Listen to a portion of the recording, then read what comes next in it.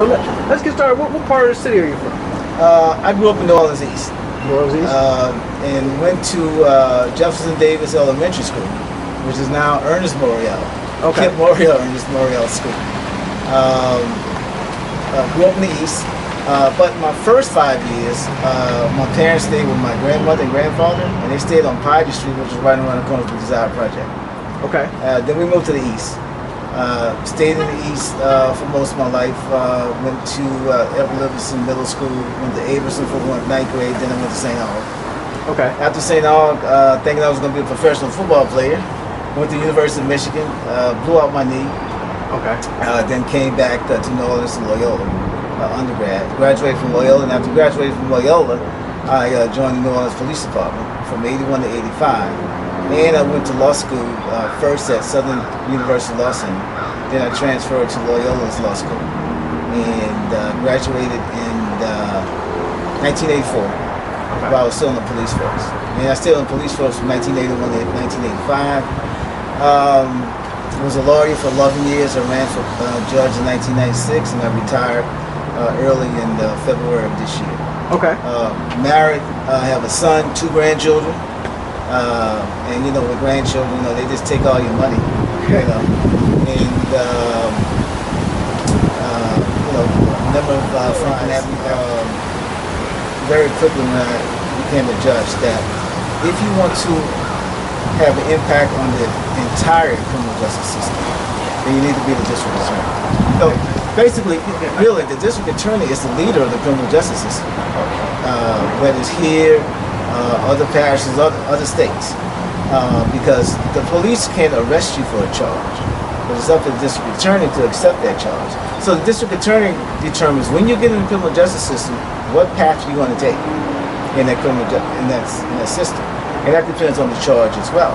You know, what I want to do if it's a nonviolent minor charge, if you have a mental health problem, if you have a drug opioid abuse problem, I want to send you to one of those specialty courts. You're eligible for the reentry program. I want to put you in the reentry program in which I'm going to target 18 to 25-year-olds who don't have a high school degree and partner with Delgado to give them the educational part, but also have case managers to make sure that they not only receive that educational part, but also receive the education of the mind as well. Because other than that, you know, if you just get the educational part, the skills and the training without the mindset, then you just become a more educated, you know, person that we really don't want out on the street. So it has to be education insofar as obtaining your GED and a skill trade, and getting your mind right, knowing that, you know, this is how you have to report to work, this is how you have to act when you get to work, this is how you take care of your family, this is how you take care of your children. And that's what we did in the reentry program I started in Angola, the same way. So, how does Arthur Hunter present tough on crime? Tough on crime is God is where? The most incarcerated state in the world. It's expensive. Even conservatives now realize it costs too much to be tough on crime. But not only that, I'm not interested in being so much tough on crime because I've done that. I've sent people to Angola for life sentences because they need to go. But also, I'm more concerned about being smart on crime. Because by being smart on crime, you're being proactive. By being smart on crime, you're reducing and preventing crime. By being smart on crime, you're preventing people from being harmed, hurt, or killed. So to me, it's more about being smart on crime. That means working with other public officials, other organizations to reduce and prevent crime. It's like in juvenile court. What I want to do in juvenile court, when that child comes in, that young person comes in for truancy or some other charge, especially if it's a nonviolent charge, I want that child, who's ever taking care of that child, the parent or the guardian, the judge, the assistant district attorney, the defense attorney, a social worker, someone from that child's school, come together and create a holistic, comprehensive plan for that child and any issues within the home as well. Once we start doing that, you will have less people going to Tulane and Broad 5 years later. But let me go any further. Go a step further. I also am going to advocate early childhood learning between 0 and 5. so that by the time that child gets to first grade, that child should be able to read, write, and have good social skills. Because now, by the time the child gets to fourth grade, they're not predicting how many prison beds they're going to have. I'd rather have the prediction how many college deaths we would have. And all this brings us safety.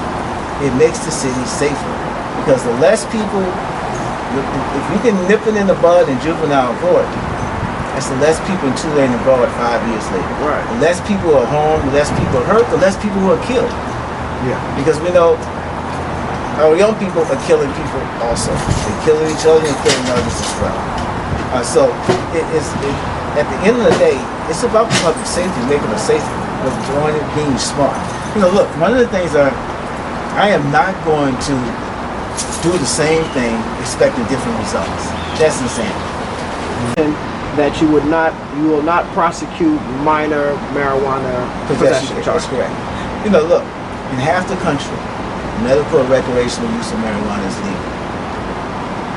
It doesn't make sense to prosecute those cases and take money and resources instead in for more serious cases.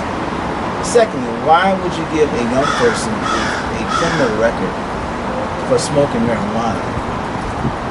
It affects school, it affects your employment, and it just doesn't make sense. It's not smart. Look, cigarettes we know can kill you. Right. Too much alcohol can kill you. But yet we regulate alcohol, we regulate cigarettes as well. And so it's just not being smart to prosecute especially young people. Judge Calvin Johnson started the first mental health court in Louisiana. Okay. When he retired, he asked me to take it over. Okay. And so during that time as a mental health court judge, I realized that if we can connect people to, and Judge Johnson did. The only thing I did was, Judge Johnson set it up. The only thing I did was to step in and hopefully continue the way he did it. But it's connecting people with mental health issues, and again we're talking about nonviolent offenses, to the treatment and the resources they need. Either connecting them where they can get the medication that they need for behavioral disorders, or reconnecting, because many times they were there because they stopped taking their medication, or they were also taking, drugs like cocaine and heroin to deal with their mental, with their behavioral disorders. Right. But we found out if we connect them to the services, they become better. What I wanted to do is here in New Orleans is what they're doing in Miami, mental health court, in which when the police is called out to deal with someone who has a mental health issue, they don't take them to jail. They take them to a community mental health center where they get the resources that they sorely need. And once they complete that treatment that's been successful, the charges are dismissed. Because one thing I learned from the Veterans Treatment Court that I set up in the reentry court is the carrot and the stick. It's the carrot and the stick. We're going to give you an opportunity to do what you need to do. But if you don't, those charges are still hanging over your head. So, and that's because, we're not out here being bleeding heart liberals. We're out here being responsible, holding people accountable, and letting people know you have to play a part in this as well. How do you repair the relationship that has been ruined by the previous administration? Well, we have to be involved in the community. And one of the things I'm going to do once I get in there, the first day, is examine those lawsuits.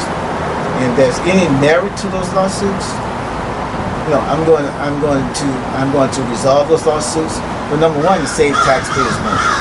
And number two, for those people to become whole as a result. That's how you build the trust as well. And number three, I'm not going to do that. We're going to treat the people who come through the criminal justice system, with victims, witnesses, and defendants with respect.